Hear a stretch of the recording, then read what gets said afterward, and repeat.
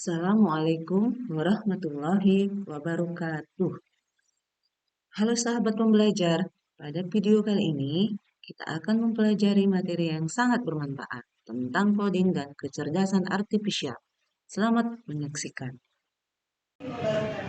Waalaikumsalam warahmatullahi wabarakatuh. Apa kabarnya anak ibu hari ini? Alhamdulillah, luar biasa. Allahu Akbar.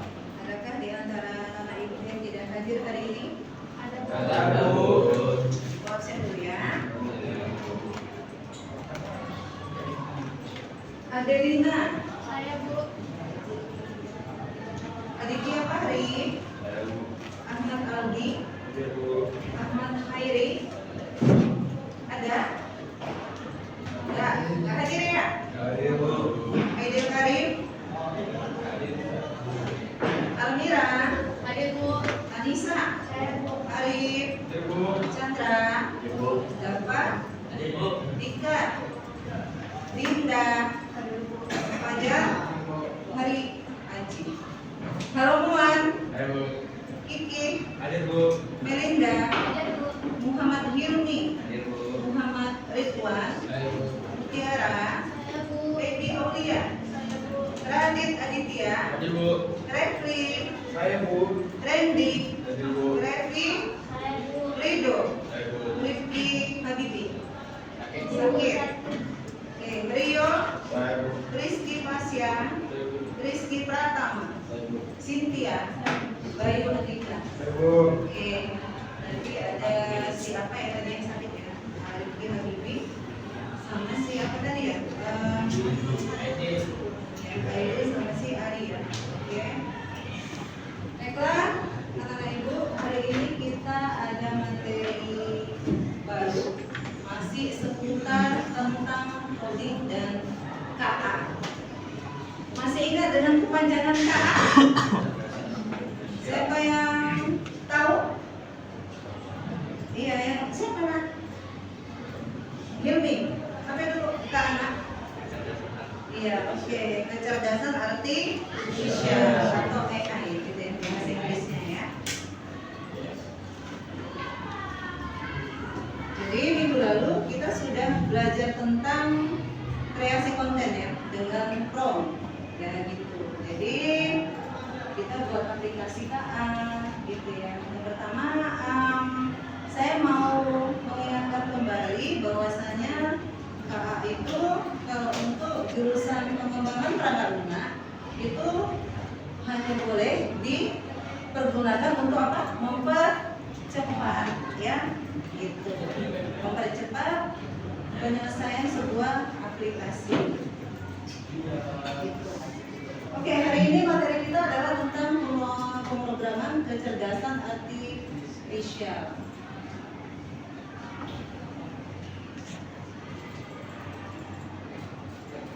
Oke, nah tujuan pembelajarannya ya. Setelah belajar ini, materi ini tentang pemrograman KA, kamu diharapkan mampu mengidentifikasi konsep dasar pemrograman KA, yang mengenali ya, mengidentifikasi atau mencari tahu. Setelah paham bisa menyebutkan gitu ya. Kemudian mampu mengidentifikasi dasar bahasa pemrograman Python yang terdiri dari variabel, tipe data, operator, struktur kontrol, dan struktur data. Kemudian yang ketiga, kamu diharapkan mampu membuat program sederhana menggunakan variabel, tipe data, operator, dan seterusnya. Itu nanti tujuan pembelajaran yang harus bisa kamu kuasai. Ya. Oke. Kemudian review ya. Nah, belakang. Jadi sebelum kamu mempelajari atau membuat aplikasi apa ya sederhana, gitu, kita harus paham dulu apa itu KA ya gitu ya. Itu definisinya sebagai kemampuan sistem untuk secara akurat menginterpretasikan data eksternal, belajar dari data tersebut, dan menerapkan pembelajaran untuk mencapai tujuan dan penyelesaian tugas. Kemudian setelah itu harus paham juga tentang mesin learning. Apa istilahnya itu pembelajaran mesin. mesin yang belajar dari data. Berarti data nanti harus disediakan dulu, ya. Datanya disediakan dulu, kemudian mesin akan belajar dari data yang kita sediakan, gitu ya. Itu ML atau pembelajaran mesin adalah cabang dari KA atau AI yang memungkinkan sistem komputer untuk belajar dan membuat prediksi atau keputusan dari data tanpa diprogram secara langsung atau eksplisit. Jadi sediakan data, mesin akan belajar dari data, kemudian pelajari pola datanya, baru akan diprediksi, ya kan? Nah, outputnya lah itu yang tampil ya, gitu. Oke, kemudian deep learning, ya oke, itu ada kesalahan tulisan sedikit ya, oke.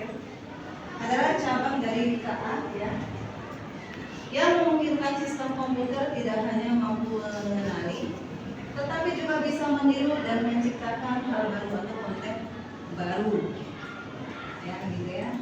Bisa membedakan antara machine learning dan deep learning, bisa ya. Oke, itu kan pelajaran minggu lalu, ya. Udah ibu jelaskan juga cara kerja daripada kecerdasan artifisial ya. Oke. Kemudian pokok bahasannya, oke, tentang dasar pemrograman KA. Nah itu ada 4 poin, yaitu pemrograman bahasa, maaf ya, saya berbagi dulu. Apa ini artinya? Ya, bahasa pemrograman ya.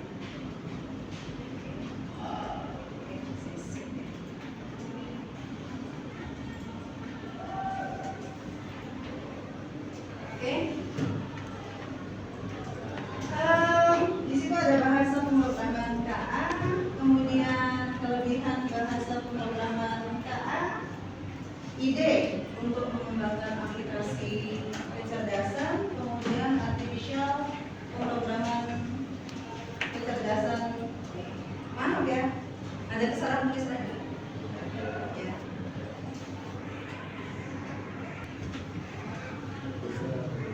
Kemudian yang kedua, dasar bahasa pemrograman Python.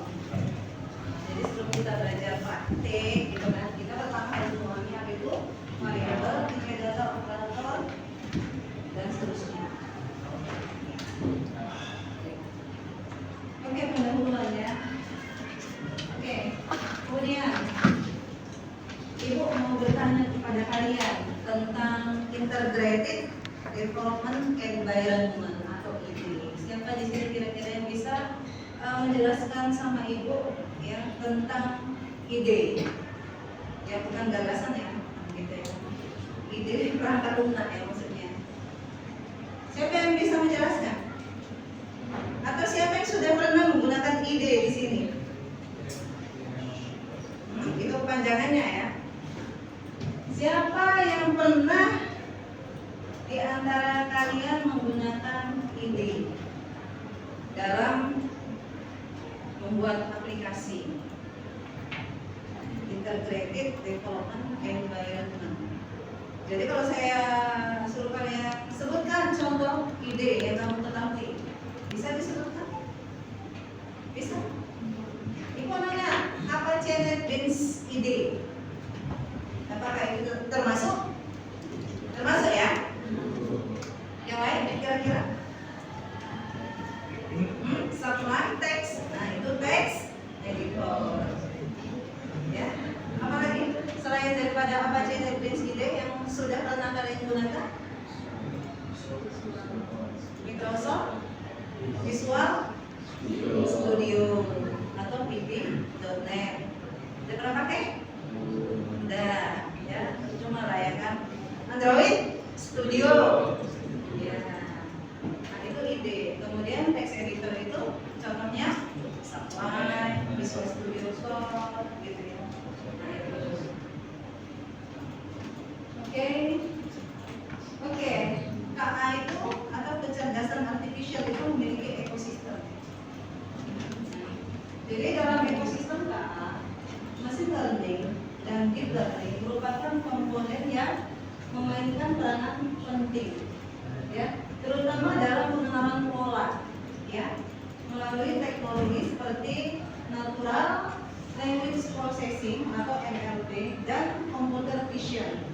Ya, teknologi tersebut telah mengoptimalkan aplikasi seperti chatbot, ya, terjemahan bahasa, pengenalan wajah, ya, serta sistem kendaraan otonom. Selain itu, KA juga mencakup kecerdasan generatif, ya, atau KA generatif yang mampu menghasilkan konten baru mulai dari teks, gambar, hingga suara, serta pendekatan inovatif lainnya seperti Edge AI untuk pemrosesan data secara lokal, emotion AI yang menghadirkan interaksi digital dengan sentuhan empati, dan reinforcement learning yang memanfaatkan pengalaman untuk mengasah pengambilan keputusan dinamis.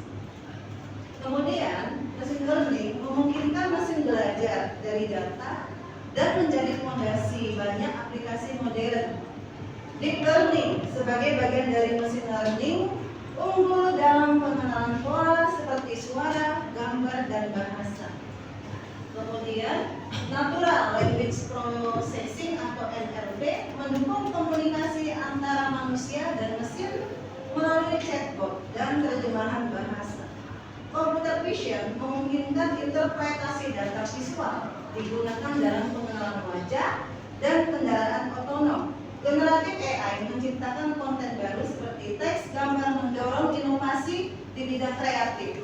Reinforcement learning mengajarkan mesin untuk belajar dari pengalaman, cocok untuk robotika dan pengambilan keputusan dinamis. Kemudian explainable AI atau XAI penting untuk transparansi dan akuntabilitas dalam penggunaan AI, dan autonomous AI memungkinkan sistem bekerja mandiri tanpa campur tangan manusia. Ya, jadi kesimpulannya, kalian sini harus memahami machine learning baru bisa memahami deep learning, gitu ya, karena machine learning itu cara kerjanya adalah mempelajari atau mengenali pola data. Kemudian deep learning adalah sistem itu lebih dari mengenali, tapi bisa menciptakan konten baru, ya, dan bisa meniru gerakan manusia seperti itu. Kemudian konsep dasar pemrograman artifisial, ya. Oke, di sini ada, ya, kalau kita lihat dari gambarnya itu ada. Jadi yang bisa digunakan untuk pemrograman kecerdasan artifisial ini adalah softwarenya, ya. Bisa Python itu peminatnya 70%, ya, atau 65, ya, 65,6% dari 70%, ya. Kemudian ada rapid miner, ada R, ada SQL, ada Excel, Anaconda, transport flow, ya, tabel, kemudian Skype, learn, trust, atau Sparks, ya. Jadi itu adalah nama-nama aplikasi yang bisa kamu gunakan, baik itu digunakan menulis kode bahasa alami atau memadukan antara model KA dengan coding. Jadi ini begini, kita buat aplikasi di sini bukan cuma dari bahasa alami, tapi kita bisa memadukan antara model KA dengan coding. Gitu. Model KA contohnya kan OpenAI, gitu kan. Terus apalagi ChatGPT. Selama ini kan kita pakai ChatGPT hanya untuk apa? Mencari informasi, memberi contoh. Kita suruhin aja, gitu kan. Kita minta bantu. Nah, ternyata model KA ini bisa juga kita manfaatkan untuk membuat aplikasi. Dengan cara apa? Memadukan dengan coding, misalkan Python, gitu. Jadi selama ini kita buat website, gitu, kembangkan dari nol baris. Nah, ternyata dengan model KA ini, itu kita nggak perlu ngoding yang banyak, tetap ngoding tapi nggak banyak. Misalkan buat aplikasi chat. Oke? Paham ya?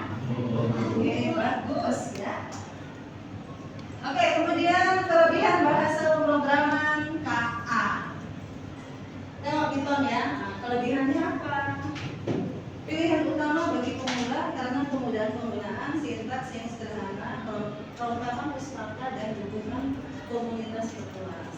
Ya. Kemudian ada si plus. Oke, ini udah pernah coba ya.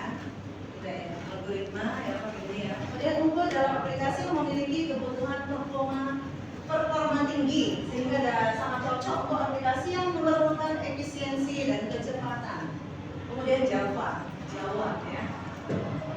Jawa ya. Ya memang iya kan? Java, kalau kamu lihat, coba translate kan dulu di Google Translate. Java, Jawa kan? Berarti bahasa pemrograman Jawa ya. Hidup Jawa. Oke, banyak digunakan di lingkungan perusahaan karena stabilitas dan skalabilitasnya serta memungkinkan pengembang untuk membuat aplikasi yang dapat berjalan di berbagai platform. Jadi nggak cuma di sistem operasi Windows saja, semua sistem operasi ya.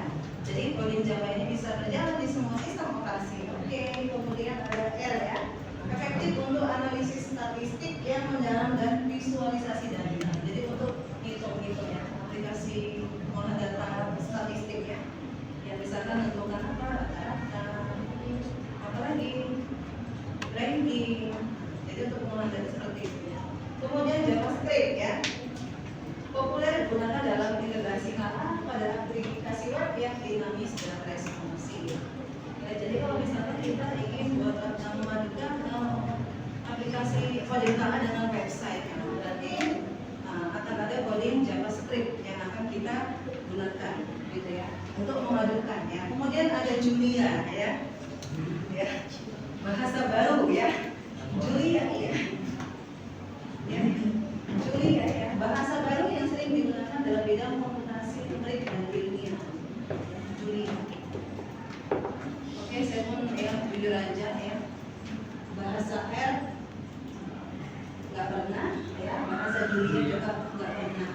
Karena kenapa kita pakai bahasa pemrograman ya? Karena aplikasi apa yang kita rancang, gitu ya. Misalkan kita mau melakukan analisis terhadap sejumlah data, misalkan ranking, apalagi menentukan rata-ratanya, menentukan apa lagi, determinannya, gitu ya. Oke. Kemudian ini ide ya, tadi yang saya tanya ya. Oke. Jadi ide untuk mengembangkan aplikasi KA, ya. Itu ada beberapa ya, jadi nggak cuma Google Collaboratory ya, itu ada PyCharm, ada Jupyter Notebook, ada Visual Studio Code, ada Spider, ada RStudio. Kemudian ada Anaconda juga kalau yang offline, tapi harus pakai jaringan internet ya. Contohnya seperti ini ya. Jadi saya buat dulu. Anaconda ya.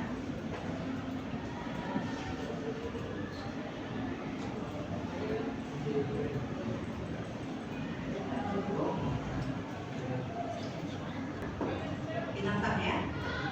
Udah. Nah, oke. Tadi bahwasanya di deretan ide ya, beberapa ide tadi itu salah satu ada namanya Jupyter Notebook. Nanti saya tunjukkan seperti apa dia text editornya. Jadi bagi kamu yang ingin pakai Jupyter Notebook, kamu bisa install Anaconda dulu. Tapi sebelum install Anaconda, kamu harus install dulu Python, baru Anaconda. Begitu. Seperti itu ya. Oke, nah seperti ini nah. Jadi di sini ya. Jadi langsung aja ini Jupyter Notebook tadi ya. Ya, jadi ini launch ya, launching. Nanti akan langsung diarahkan ke apa ya, text editor ya. Ini dia apanya sinkronnya ke bracket ya. Nah seperti ini. Nah kok gini bu kan gitu. Awalnya juga saya bingung ya. Ternyata ini harus kita buka servernya ya, linknya di Chrome ya, atau sejenisnya, browser sejenisnya ya.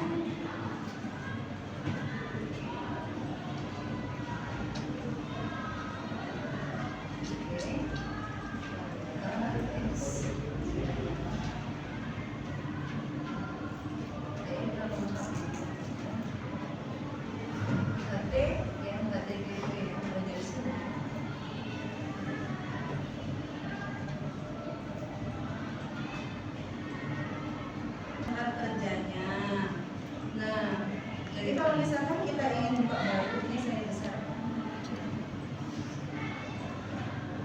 Oke, nah misalkan kita mau buat dokumen baru, kita tinggal new yang Python seperti itu. Nah, itu tempat menulis kodenya. Ya, jadi di sini kita bisa kasih nama. Ya, misalkan latihan. Ya, latihan 1 gitu ya. Oke, oke ya. Kemudian selain daripada apa tadi, ada apa tadi, Google Laboratory. Ya, coba kita buka ya. Google.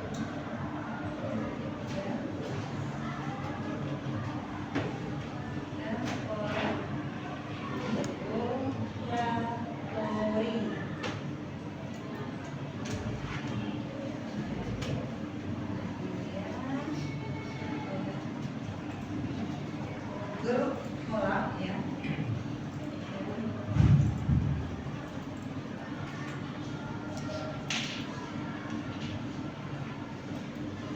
nah seperti ini ya. Nah seperti ini, kemudian kita nulis kodenya di sini. Nah, di sini yang mulai. Misalkan kita tulis, misalkan ya, print ya. Print ya, hello world, langsung translate. Oke, dia lagi apa ya, menerjemahkan. Oke, ini hasilnya hello ya, hello world. Jadi bahasa pemrograman itu kelebihannya simple, sederhana. Lihatlah nggak ada pakai titik koma, nggak ribet gitu. Makanya banyak orang ya beralih ke sini. Nggak pakai dia namanya ya langkah-langkahnya gitu, dia langsung aja. Ya. Misalkan kalau bahasa Jepang tuh kamu harus gimana? ABC. Kalau ini kita langsung ABC. A sama dengan 20 gitu, langsung aja. Jadi lebih simple ya, oke. Nah, boleh pakai Anaconda, cuma agak ribet ya. Kemudian kalau pakai Anaconda Navigator nanti kamu harus menambahkan namanya library gitu ya. Misalkan Escalon ya, Escalon tadi ada ya, Escalon gitu ya. Kemudian ada Pandas kalau kita membuat table atau buat aplikasi data, mengambilkan data dan bentuk matriks gitu, kita harus import library Pandas. Nah di sini kita harus buat dulu, download dulu gitu ya. Misalkan seperti ini contohnya ya. Ya, jadi saya singkat aja ya, Pandas ini pakai aja ya gitu. Ya, oke ini Pak, oke trade ya. Jadi nanti ya, oke. Nanti dia langsung terhubung terminal ya. Ya. Jadi lebih gampang pakai yang online. Oke, ini cara menambahkan library gitu. Oke, berikutnya ya.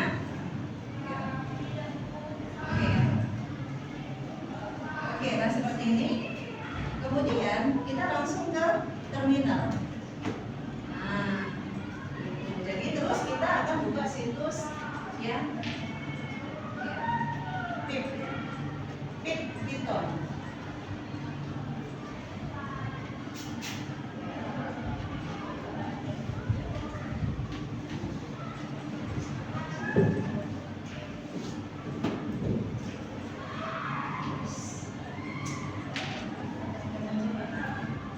Library.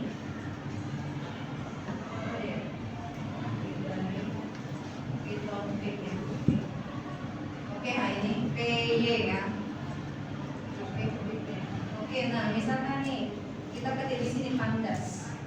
Nah, jadi kalau nggak ada Pandas ini nggak muncul apanya, tabel gitu ya. Oke. Oke, kita cari Pandas. Nah, oke, Pandas versi berapa kita ambil aja ya. Ini banyak versinya. Oke, nah ini kita copy. Oke. Nah, kita copikan aja di sini. Oke.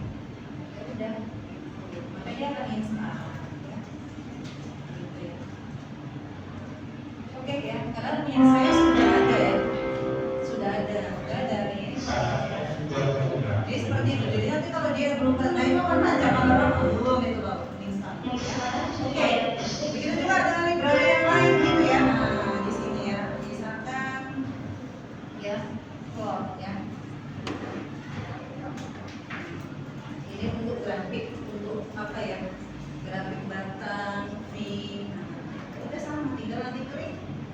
Kamu mau klik aja. Jadi kalau menampilkan grafik, nah contohnya kayak gini nih.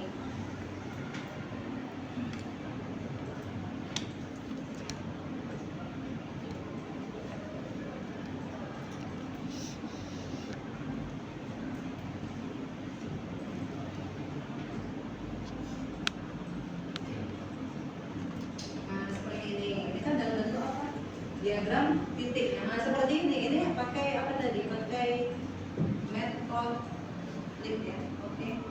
Nah ini ya, matplotlib ya. Titik py plot. Nah itu library-nya. Ya, kemudian pangasnya tadi itu untuk tampilan data dalam bentuk ya. Ini dia. Oh ini saya nggak tampilkan ya dalam bentuk apanya ya tabelnya. Oke, coba saya buka yang aglomeratif. Jadi ini untuk analisis data Bu ya.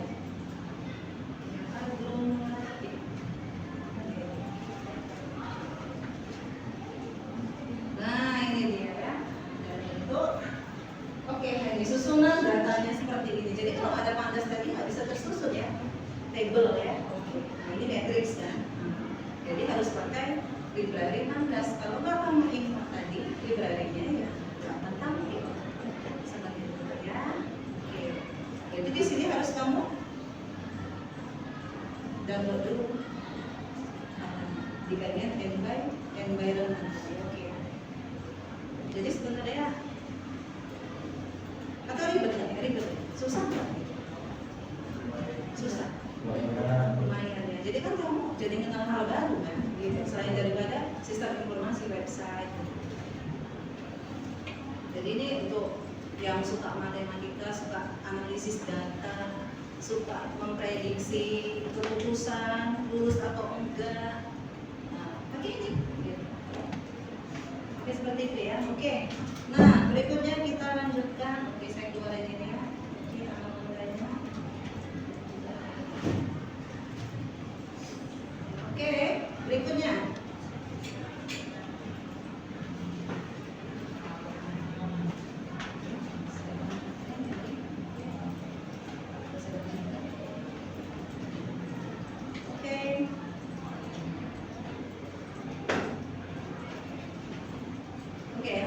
Sekarang kita masuk ke dasar pemrograman dengan Python. Nah, sama kayak bahasa pemrograman pada umumnya, Java, PHP, apalagi Visual Basic atau apa C++. Itu pertama kita harus memahami yang namanya variabel. Oke, kenapa Python? Kenapa harus belajar bahasa Python? Gitu. Kalau nggak belajar bahasa Python, kenapa rupanya? Tidak apa? Jadi kamu kalau ingin belajar analisis data, kebanyakan Python lah yang digunakan, yang mampu secara maksimal juga dia koleksi library-nya itu lengkap, gitu lengkap dia makanya dipakai gitu ya untuk analisis data. Oke, sintaks sederhana dan mirip bahasa yang manusia. GTA sama dengan 20 kan bahasa matematika kan bahasa manusia sama dengan 20. Nggak pakai titik koma atau nggak pakai in atau string atau char gitu ya langsung ya. Kemudian ekosistem pustaka yang cukup lengkap. Nah ini saja saya bilang ya. Ada library seperti NumPy, Pandas, Scikit, Learn, TensorFlow, PyTorch dan banyak ya, banyak sekali. Jadi kamu kalau mau kuliah fokusnya konsentrasinya di analisis data itu ambil jurusan teknik informatika, jangan sistem informasi. Karena nanti kamu kalau sistem informasi ya pengembangan website atau teknologi informasi ya, aplikasi berbasis mobile. Kalau kayak gini teknik informatika atau informatika komputer. Jadi untuk analisis data. Ya. dan pasti. Ilmu pasti dia, ya. Karena dia pakai hitungan matematika. Ada matriks, ada determinan, gitu ya. Jadi nanti misalkan algoritma aglomeratif tadi yang ditampilkan dalam bentuk apa ya, plot tadi ya, nah itu gitu ya. Jadi nanti ada tahapannya, ada 9 tahapan. Itu pertama itu ada yang namanya apa ya, normalisasi data, gitu, dan seterusnya lain. Nah, ada komunitas dan sumber belajar yang sangat besar. Jadi karena banyak orang yang berminat, gitu ya, pangsa pasarnya kan besar kan Bu. Kalau banyak peminatnya maka banyak komunitas-komunitas yang menyediakan informasi tentang Python ini. Kan gitu ya. Misalkan orang sukanya makan apa? Seblak gitu kan. Maka banyak orang-orang seblak kan gitu kan. Sama gitu ya kan. Ya, makan seblak ya, yang di sini ya. Ya, kita ajak Wira ya. Habis itu mulus dia. Oke, pertama variabel. Nah, belajar Java, pasti belajar variabel. Iya kan, tipe data, operator, ya. Apalagi nah, ya. Pasti variabel itu nggak pernah ini ya, karena nggak dibahas ya, gitu ya. Oke, apa itu variabel? Nggak cuma dalam bahasa Python, ya, dalam semua bahasa pemrograman, variabel itu digunakan untuk menyimpan data. Ya. Jadi kalau misalkan variabel yang sudah menyimpan data, berarti misalkan sebutkanlah nama variabelnya. Siapa di sini bisa menyebutkan nama variabel? Hah?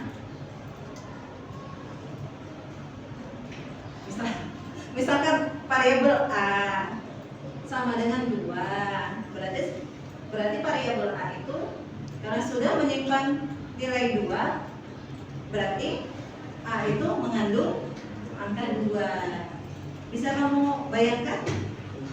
Ya, sebuah tempat gitu ya, berarti dalamnya ada angka gitu ya.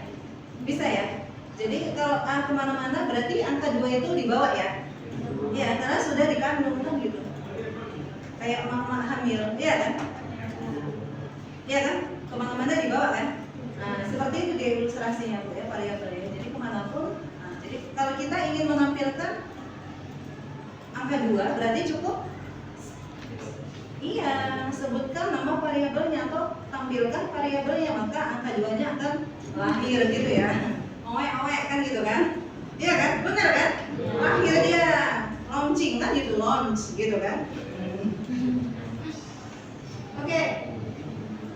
Oke, itu contoh penulisan variabel dalam bahasa Python. Nah, seperti itu, simple, A sama dengan 2, tanpa tanda semikolon ya, titik koma.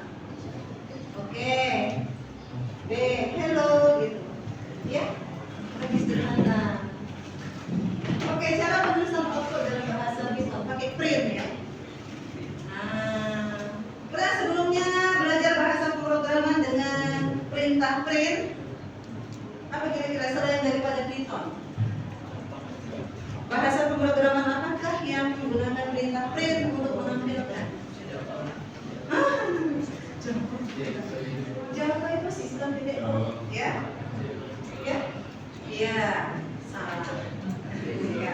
C, bahasa C, tapi itu print F. Print F. Bahasa C ya. Bahasa C itu beda dengan bahasa C++. Nah, beda. Nah. Apa? Visual Basic. Nah, itu pakai print ya. Ya, oke, next ya. Oke, paham ya? Nah itu misalkan dari contoh lagi itu A sama dengan benar, B sama dengan false ya. Oke, penyeleksian, nah udah lulus lah kali ini, ya kan? Percabangan, ya kan? Oke, if A N B, N itu apa ya? Operator ya? Operator apa itu nak? Logika kah? Perbandingan kah? Aritmatika kah? Operator logika.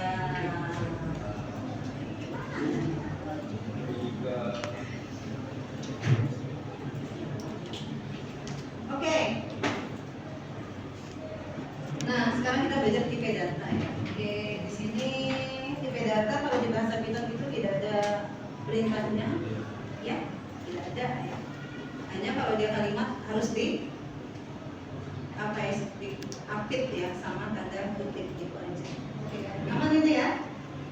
Ya oke, kalau misalnya bulat, bilangan apa ya, tipe data angka bulat, ya itu dia istilahnya integer. Tapi nggak ada kita tulis integer itu nggak ada ya.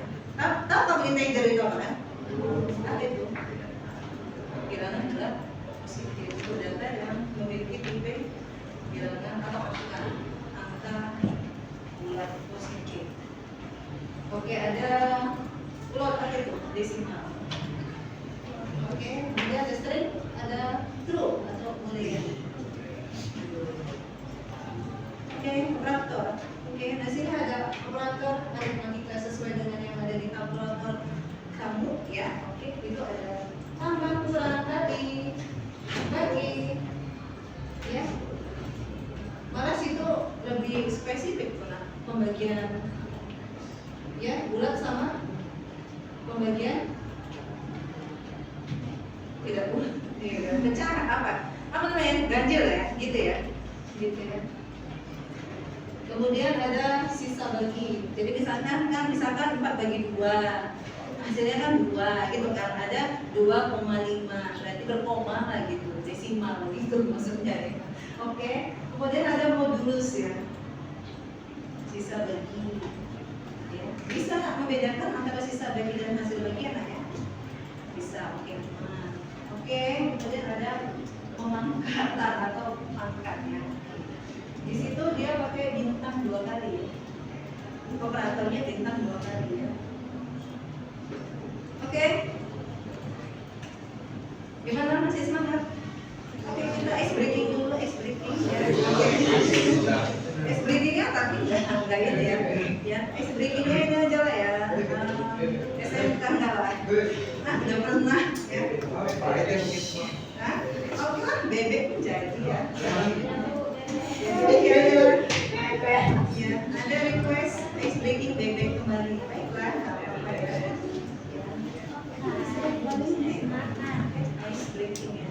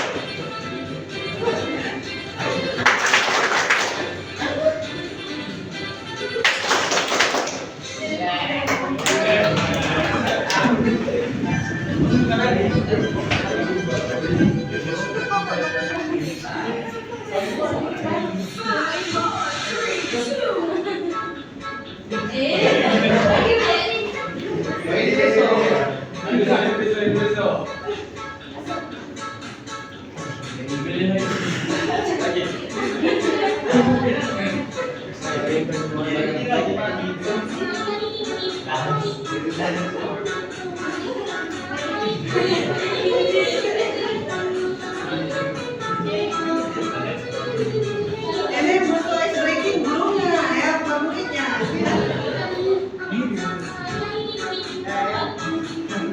Ya. Lagi ya, yang mau kita pelajari ya. Bisa lanjutkan dulu ya. Pembelajarannya kita tuntaskan sedikit lagi. Habis itu kita baru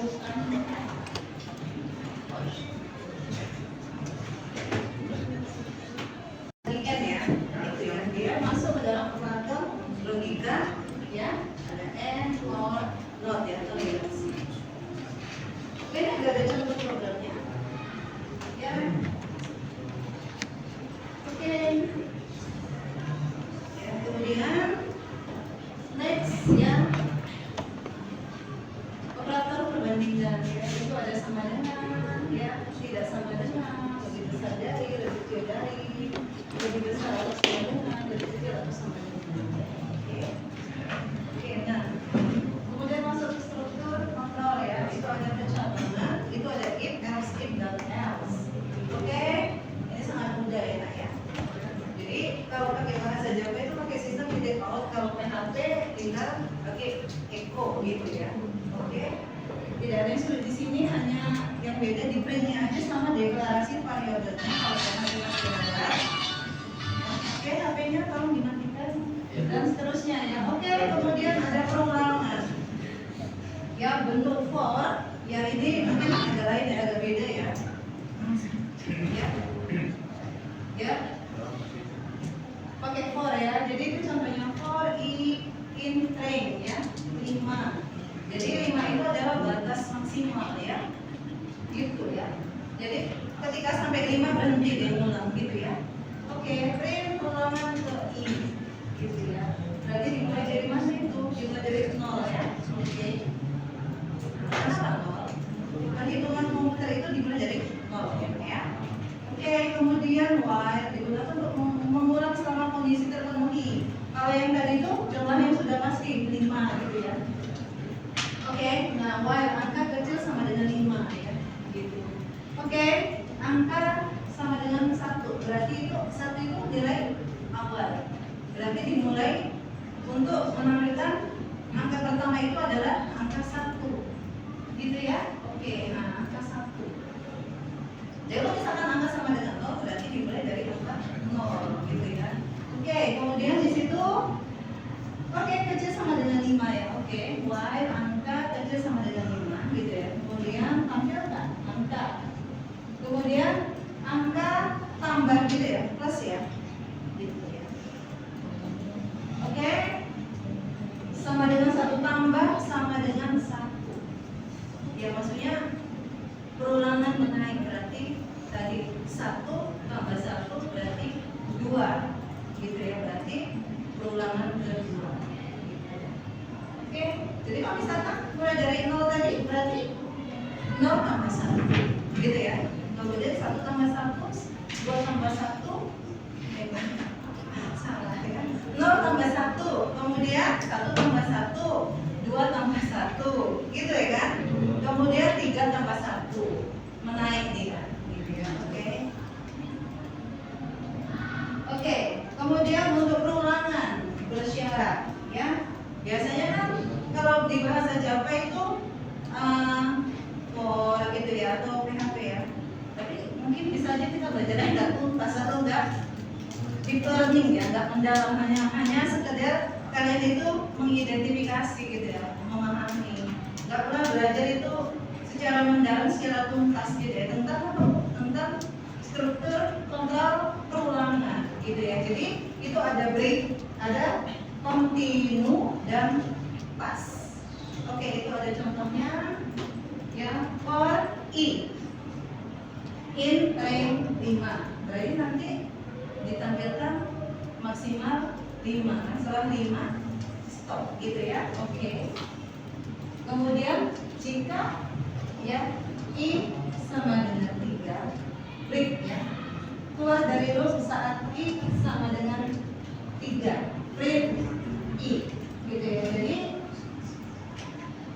oke ya, jadi I sama dengan 3 gitu. Kenapa enggak I sama dengan 5? Ya nggak apa-apa, kalau I sama dengan 5 juga bisa, berarti berhentinya saat 0, 1, 2, 3, 4, 5 gitu ya, dan seterusnya ya. Oke, untuk yang berikutnya yang ke-6 itu ada ranknya 5 ya, jadi sama dengan 2 ya, continue ya. Nah, tadi kan break ya, berarti berhenti. Kalau continue kan dia lanjut ya, melewati satu iterasi. Iterasi itu perulangan, ulang ya. Jadi perulangan itu istilahnya iterasi ya. Loop ya, LOOP ya, bukan loop ya. Loop ya, LOOP ya, loop ya. Gitu ya. Jadi melewati satu iterasi dan lanjut ke berikutnya.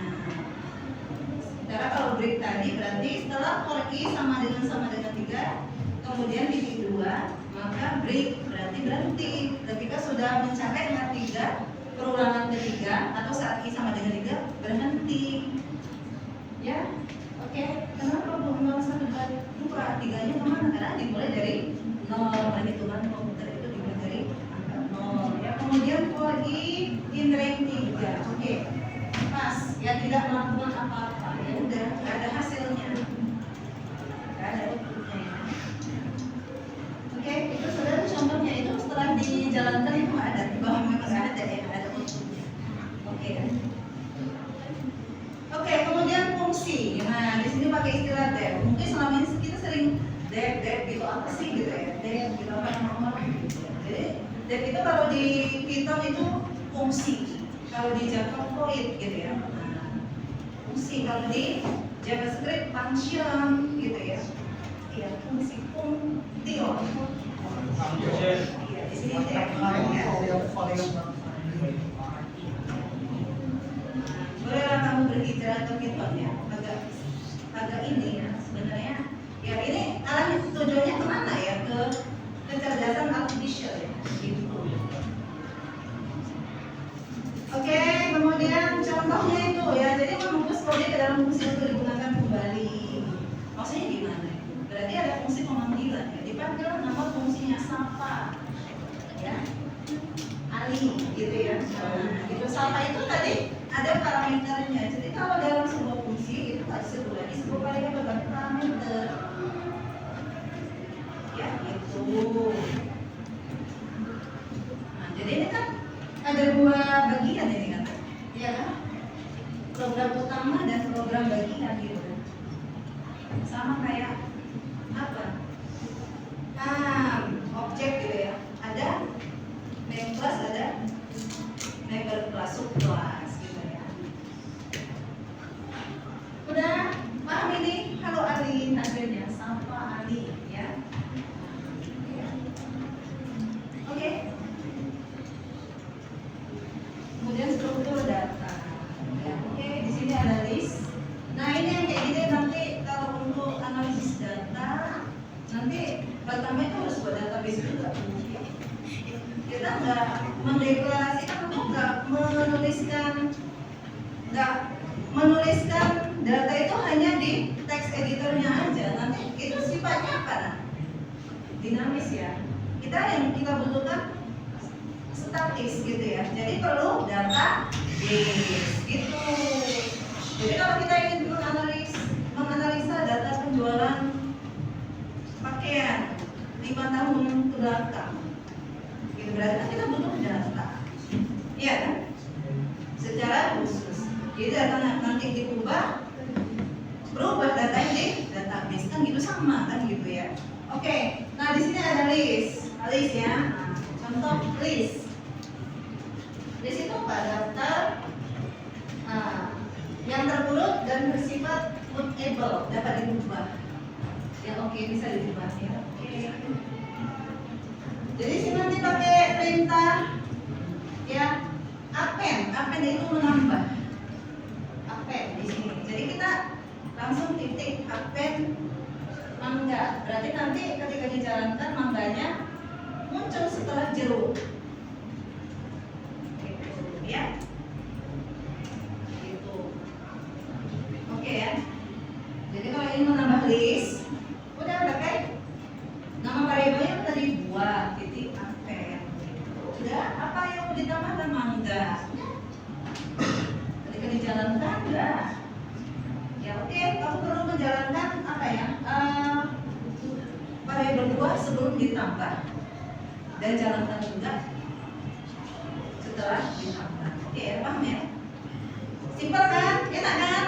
Udah. Oke, bagus ya. Oke, ada tuple.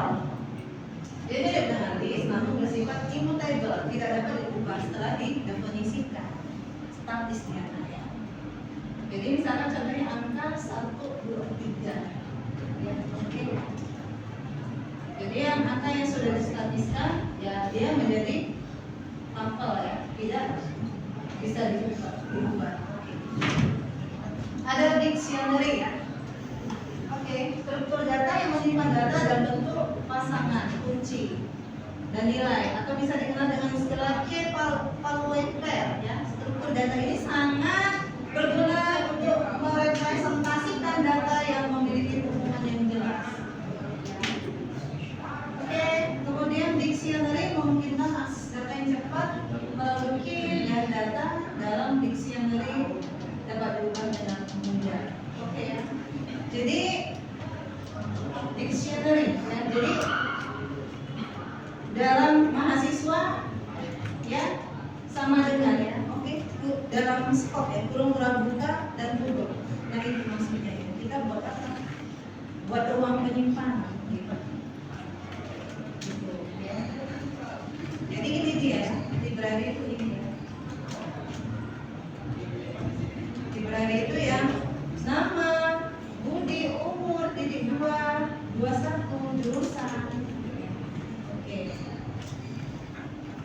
Oke, mengakses nilai menggunakan key. Ya, oke. Caranya adalah ya dengan menyisipkan variabel ya nilai nama atau nilai dictionary-nya. Nama itu kan nilai dictionary kan, gitu kan? Gitu di dalam kurung siku. Ya, jadi dia pakai kurung siku untuk memanggil ya mengakses nilai dictionary tadi itu kurung siku yang hijau dalam tanda kutip nama. Jadi dictionary itu nama, titik 2, nama, budi, umur. Nah itu dictionary. Ya, oke. Oke, next ya, set. Ya, oke. Set adalah koleksi data yang tidak terurut dan tidak mengizinkan adanya duplikasi. Struktur data ini berguna ketika pemrogram ingin memastikan bahwa tidak ada elemen yang sama dalam himpunan datanya. Set secara otomatis menghilangkan nilai duplikat karena sifatnya tidak terurut, maka pemrogram tidak dapat mengakses elemen berdasarkan indeks. Ya. Oke. Next ya, sama seperti apa tadi nah, yang sendiri ya, ya sama ya. Kemudian pandas, series dan data frame. Nah ini ya, jadi kamu fokus aja langsung ke pandas titik series. Ini ya, kita belajar yang itu. Pandas itu. Jadi pertama, jadi pandas itu adalah library atau dependencies ya dalam bahasa pemrograman Python. Ya, cara menggunakan pandas itu, jadi kamu harus import ya. Import mendefinisikan dulu. Import pandas SPD, berarti PD yang kita pakai ya, bukan lagi pandasnya. Jadi import pandas sebagai PD. Jadi nama lain dari pandas ya, PD ya. alias ya kan gitu kan, pandas atau PD. Tapi kita pakai PD-nya. Ada yang tahu PD itu apa? Pandas. Atau yang lain? Payah? Payah duduk ya. Serius kan kali ini? Oke, membuat pandas series ya, oke. Nah, jadi lihat aturannya ya. Ya, seri sama dengan seri itu adalah variabel ya. Bisa bingung. Ya. Seri adalah variabel, PD adalah library pandas. Titik series.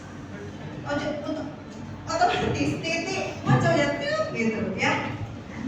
Properti lah pokoknya. Series itu properti lah ya. Tahu apa properti kan? Harta gitu kan. Ya Bu, properti harta ya. Ya oke. Dan seterusnya. Oke, karena waktu kita nggak banyak, oke. Operasi dasar pada series itu ada min, sum, max ya. Oke. Oke, dan seterusnya. Kemudian pandas data frame ya. Jadi ini untuk struktur data dua dimensi, berarti baris dan kolom, baris dan kolom. Nah, jadi table lah, table. Ya, jadi kamu ya, jadi pandas ini nanti dipakai untuk menampilkan data dalam bentuk matriks ya, atau dalam bentuk baris dan kolom seperti itu ya. Lihat contohnya. Jadi cara mendefinisikannya bagaimana? DF. Ya berarti itu DF itu apa nak? Jalur foundation. Nah, DF itu apa? Variabel. Ya, sebuah variabel. Ya oke. Jadi sini variabel nama itu nggak terlalu ya nggak harus dipikirkan bagaimana tadi ya. Hanya sebuah simbol, sebuah nama tempat penyimpanan data di dalam apa? Dalam memori ya. Oke, nah DF sama dengan PD. PD tadi apa? Nama library pandas, titik data frame. Jadi kita ingin nama, usia, nilai itu muncul dalam bentuk table, ya. Itu kita tinggal PD titik data frame. Buka huruf buka, dan ikuti seterusnya sintaksnya. Nah setelah dieksekusi compile and run, ya, eksekusi itu dicek ya. Pada saat compile dan run itu sekaligus melakukan proses eksekusi ya. Eksekusi itu artinya mana? Memeriksa setiap baris kode dari kesalahan. Jika lewat lolos maka akan ditampilkan. Oke. Nah, oke, tugas praktik ya. Oke, tugas. Nah, tugas praktiknya buat program untuk menghitung diskon jika pembelian besar dari 100.000. Jadi kalau misalkan pembelian kamu total pembelian hanya 95.000 atau 99,1 ya, atau 99,99 gitu ya, nggak genap 100 maka nggak dapat diskon. Oke, tugasnya ibu kasih waktu 15 menit.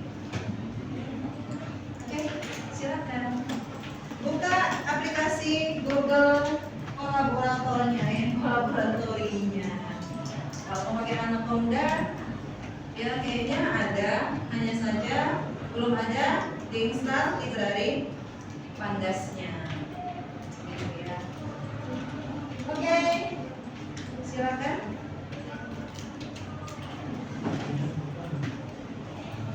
Oke,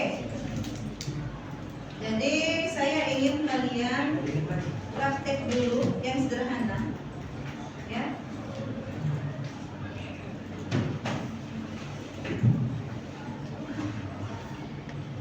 Oke, praktek sederhana untuk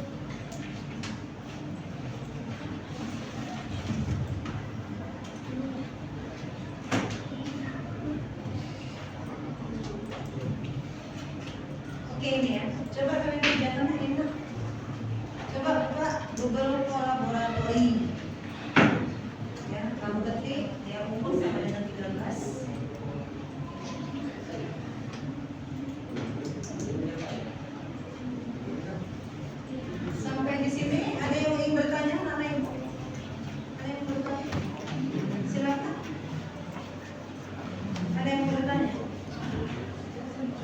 Ibu dan banyak sekali panjangnya. Ya, oke Hilmi. Ada yang ingin kamu tanyakan? Jadi tadi materi yang tadi ada pembahasan ide atau dan teks editor. Nah, dari saya ini tidak sesuai antara ide dan teks editor dari segi fungsi dan fitur. Oke, baik. Saya akan menjelaskan perbedaan antara ide dan text editor. Oke, ide itu contohnya Android Studio atau Apache .NET. Nah, jadi kalau segi fitur, ya, ide itu lengkap, ya, ada fasilitas pengembangan, kemudian dilengkapi dengan fasilitas untuk penerjemahnya, ya kan gitu ya. Kemudian fasilitas untuk mengubah, ya, ngedit kode juga ada, gitu ya. Nah, kalau untuk text editor, fiturnya hanya untuk edit teks, ya, tidak memiliki fitur pengembangan. Atau text editor ini hanya untuk menulis kode, edit kode, tanpa ada proses kompilator, gitu ya. Gitu. Dan di sini kelebihannya bisa berbagai jenis tipe kode bisa kita tuliskan atau kita ubah di text editor. Ya, kurang lebih seperti itu ini. Ide itu ada fasilitas pengembangannya, ada apalagi fitur penerjemahnya, baik interpreter atau compiler gitu. Jadi ada jadi interpreter sama compiler itu sama-sama menerjemahkan, cuman bedanya kalau interpreter itu dia menerjemahkannya setelah, ya, melakukan compile and run, nanti pesan akan tampil. Tetapi yang pakai compiler itu per baris, ya, ngetik kita langsung, kalau salah dikasih tahu. Contohnya ide Apache NetBeans ide, ya. Nah, itu kalau salah kamu langsung dikasih tahu, ya, traffic light, ya, lampu kuning, lampu hijau, lampu merah, kan gitu. Itu salah satu ide yang menggunakan interpreter, ya, terbalik ya, saya lagi. Interpreter. Jadi kalau compiler itu contohnya seperti kita nanti perintah PHP di supply, atau kita kerja di pakai ide Microsoft Visual Studio. Nah, itu nanti belakangan Bu baru dikasih tahu salahnya, bertumpuk dia. Jadi kalau kita pakai yang interpreter itu ide tersebut enak, ya kan, baris pertama salah langsung dikasih tahu. Jadi kita nggak perlu melanjut ke baris kedua, karena kenapa, baris pertama masih salah. Oke, ini begitu saja, mudah-mudahan bisa membantu. Ya, ada lagi mau bertanya lah? Oke, lanjut. Tanya Bu, bagaimana cara kerja mesin learning? Begitu ya, cara kerja mesin learning. Oke. Jadi mesin learning itu cara kerjanya adalah pertama mengumpulkan data. Data itu kita kumpulkan dulu. Kemudian setelah itu mesin itu mempelajari pola data. Ya, gitu. Setelah mempelajari pola data, kemudian akan diterapkan metode keputusannya. Ya, jadi datanya itu akan berpola gitu ya. Jadi dari pola data tersebut keputusan apa yang tepat gitu ya. Nah, seperti itu baru ya akan ditampilkanlah hasil.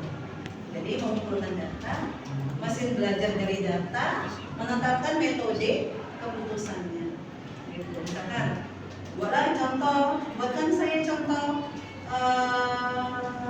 apa ya, gambar poster, atau buatkan saya contoh poster penjualan sepeda motor. Nah, nanti itu data-data yang berkaitan dengan poster sepeda motor itu akan dikumpulkan kan. Nah, dari apa yang sudah dikumpulkan dipelajari polanya. Ya, yang mirip yang sama, gitu kan. Nah, kemudian yang lebih banyak mana diseleksi kan. Ya kan, sistem pendukung keputusan. Jadi diseleksi mana dia yang lebih banyak, lebih bagus, lebih memiliki kemiripan. Gitu. Biasanya dia ada tuh KNN, Knowledge Network. Jadi algoritma untuk menilai, menghitung jarak kedekatan atau kemiripan dengan tetangga sebelahnya, gitu ya. Jadi yang mirip itulah dia akan dipilih dan itu nanti akan dilaunchingkan. Nah, sehingga keluarlah poster penjualan sepeda motor. Ya, oke ya. Semoga bisa membantu ya. Oke, baik. Oke, Nak, sudah selesai?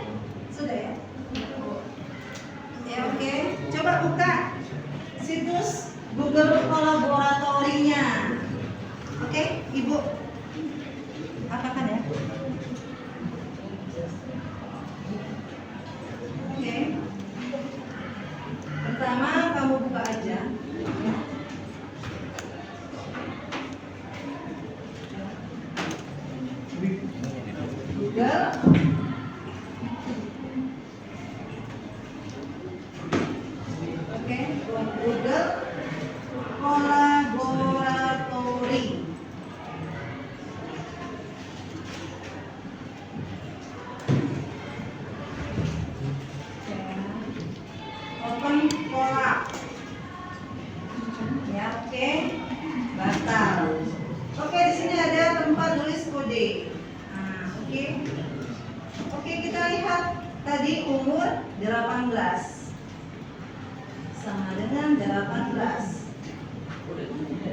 Oke, kemudian enter. Apalagi jika umur ya besar sama dengan 17. Terus PP2 ya nak. Oke, kemudian buat di situ print tampilkan. Ya, oke.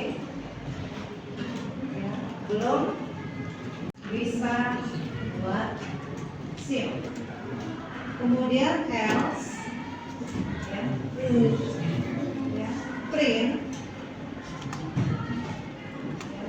else sorry PP2 ya, print ya. Apa ini keterangannya?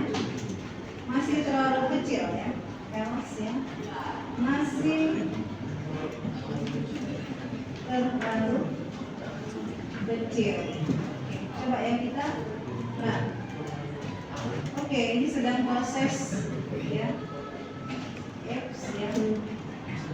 Umur besar sama dengan 10 ya. Else if ya, else if ya. Kita jalan lagi. Oke,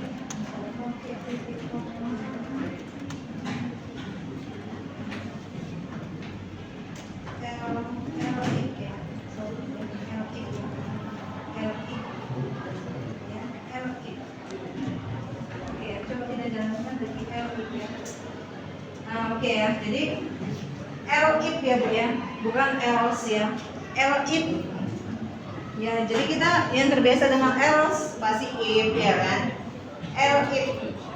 Udah bisa? Jaringan.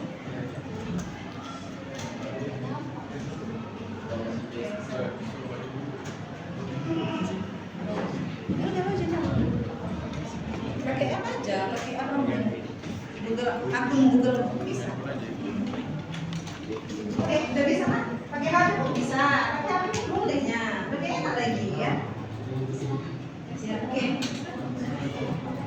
Sudah bisa buat SIM. Oke. Boleh buat SIM.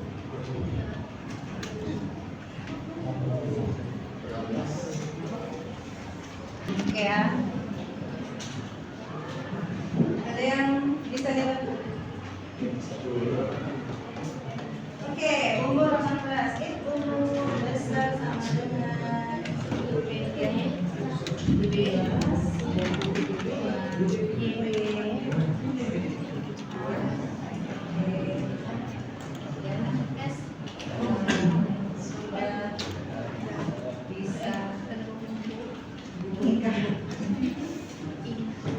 Ya kan? Boleh kan? Ya kan? Kemudian if ya, umur ya besar sama dengan 10 ya. Yang kedua ya print ya.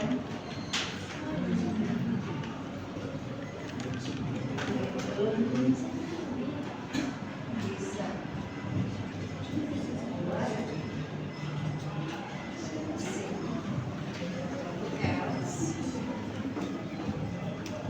else kedua ya print ya masih terlalu kecil. Oke, baik, silakan dijalankan. Silakan dulu. Ya.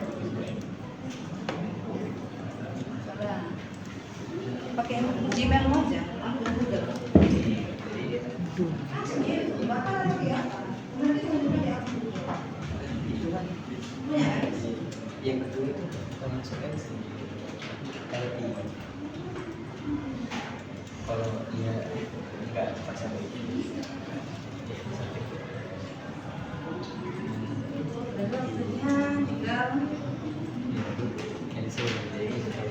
dari ini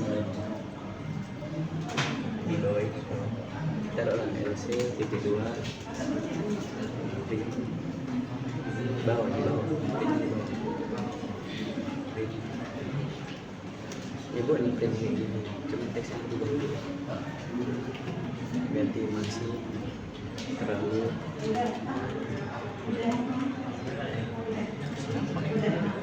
terlalu kecil, ini masih terlalu atas kecil atas masih masih anak-anak aja.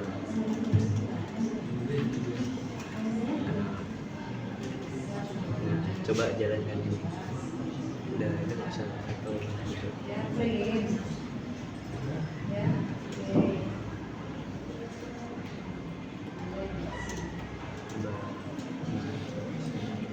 Beda saya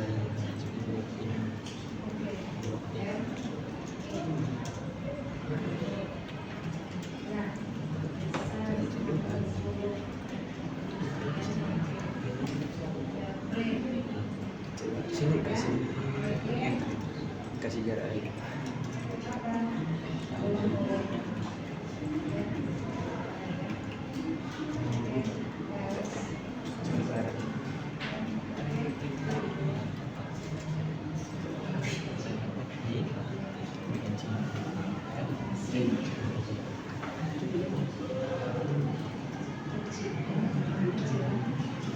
TV dua kan bisa di kopi. Ya, dapat kan? Oke, ucap udah siap ya, udah bisa di daerah. Oke, ada yang bisa dibantu? Ini minta bantu. Oke. Jalannya pijit aja nih. Ya, udah. Oke.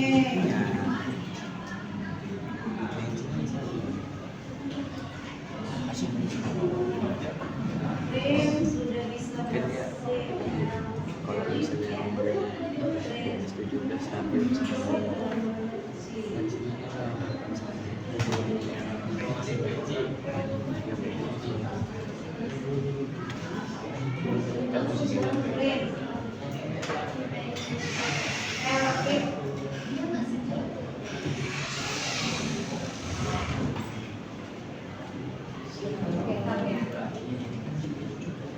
ada yang bantu. Kita udah.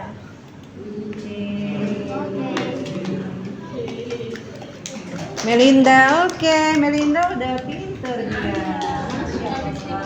Oke, Revi juga ya. Siap semua ternyata. Oke ya, kakak-kakaknya pinter-pinter ini. Wah, abang-abangnya kemana nih?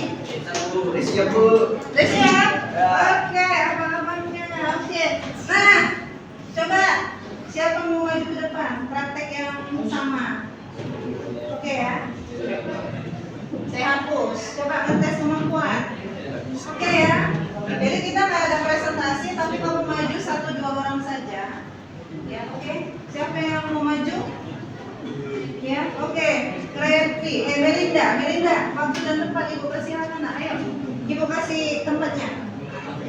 3 detik ya, oke. Silakan ayo, kasih aplaus buat Melinda.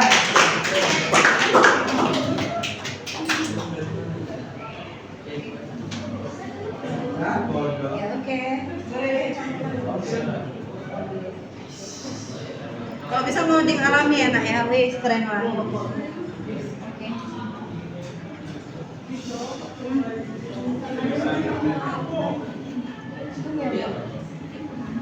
Oke, jika tak pakai tab, jika umur besar sama dengan di sini mewakili ya bang ya. Ya, besar sama dengan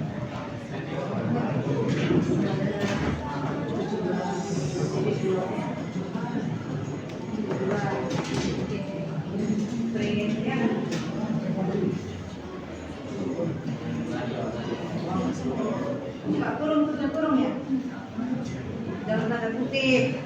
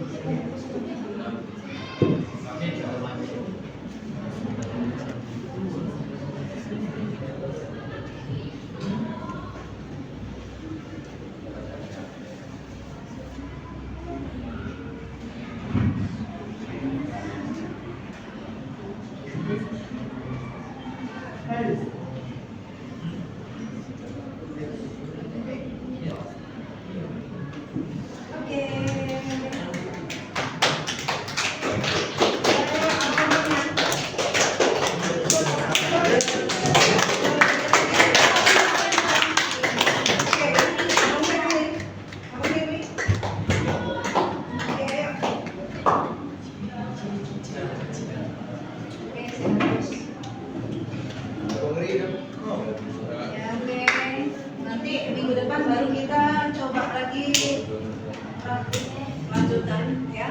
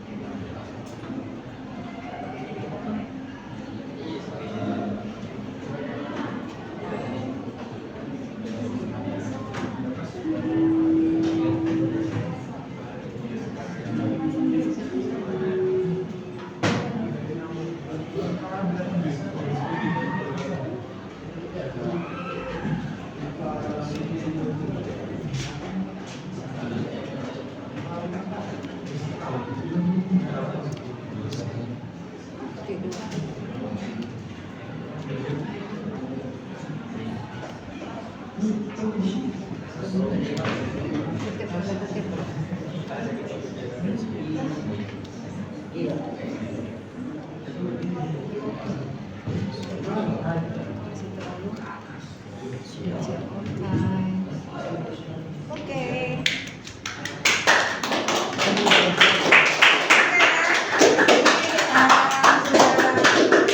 Dari yang sudah dikerjakan teman kita dan beberapa teman yang lain sudah berhasil ya nak. Berarti kamu sudah paham. Nah sekarang ibu mau kasih kamu tugas tertulis ya. Dikerjakan waktunya 5 menit aja ya nak ya.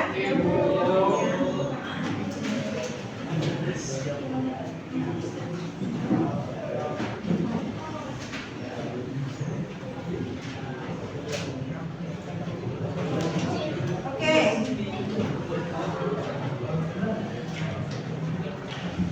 Jadi misalkan kalau disuruh buat program menghitung diskon, kita pembelian besar dari 100.000, ya. Berapa jumlah variabelnya? Tentukan jenis operatornya, jenis struktur kontrolnya, dan struktur datanya. Waktunya yang 5 menit ya. Yang sudah siap langsung kumpul ya nak ya. Biar ibu langsung periksa ya.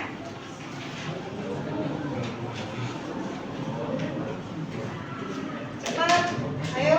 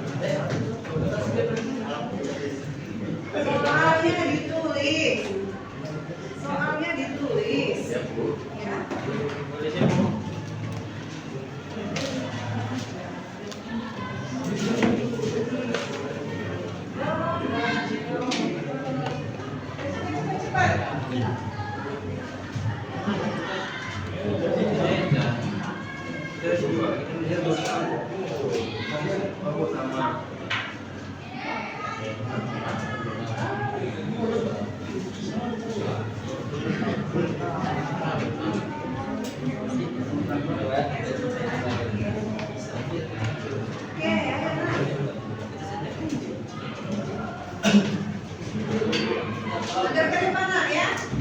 Antar ke depan, antar ke depan.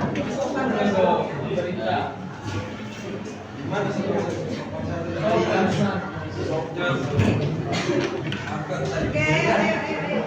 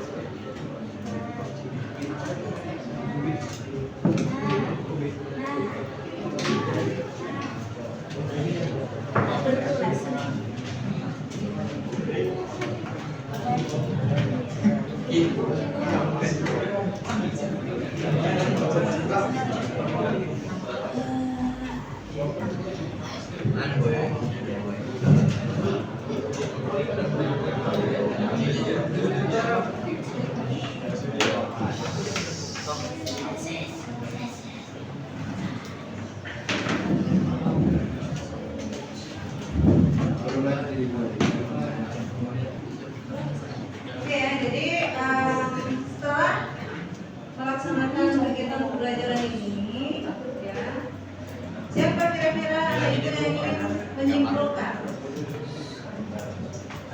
Ya, oke, siapa? Coba, yakin nih? Yang pernah berdiri, oke? Jadi kesimpulan dari materi hari ini itu membuat sistem komputer yang bisa belajar, berpikir, dan mengambil keputusan seperti manusia. Prosesnya meliputi pengumpulan data, pemilihan algoritma, baca model, dan evaluasi. Tantangan utama yang bias data, privasi, dan etika. AI terus berkembang dan makin banyak digunakan dalam berbagai bidang kehidupan. Sekian. Oke ya, yang diutamakan lagi untuk Python ya. Kenapa Python menjadi pilihan gitu ya dalam membuat aplikasi kecerdasan artificial atau KA? Itu karena kenapa? Sintaks sederhana, ya, lengkap dengan library-nya seperti itu ya. Jadi banyak orang menggunakan Python karena library-nya sangat lengkap. Seperti itu aja untuk hari ini. Untuk minggu depan, ya, kita akan melanjutkan materi kita tentang integrasi pemrograman KA dengan model large language model. Seperti itu ya. Nah, jadi untuk pertemuan selanjutnya boleh anak-anak ibu semuanya cari-cari informasi dari internet ya. Oke, untuk pertemuan hari ini Ibu rasa cukup sekian, mudah-mudahan bisa bermanfaat. Amin. Oke, ketua kelas silakan pimpin doanya.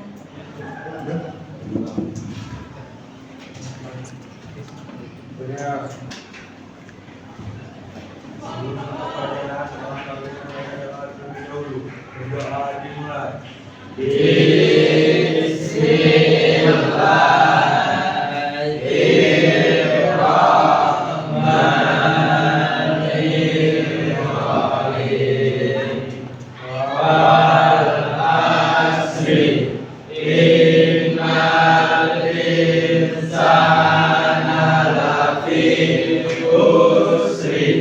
Illa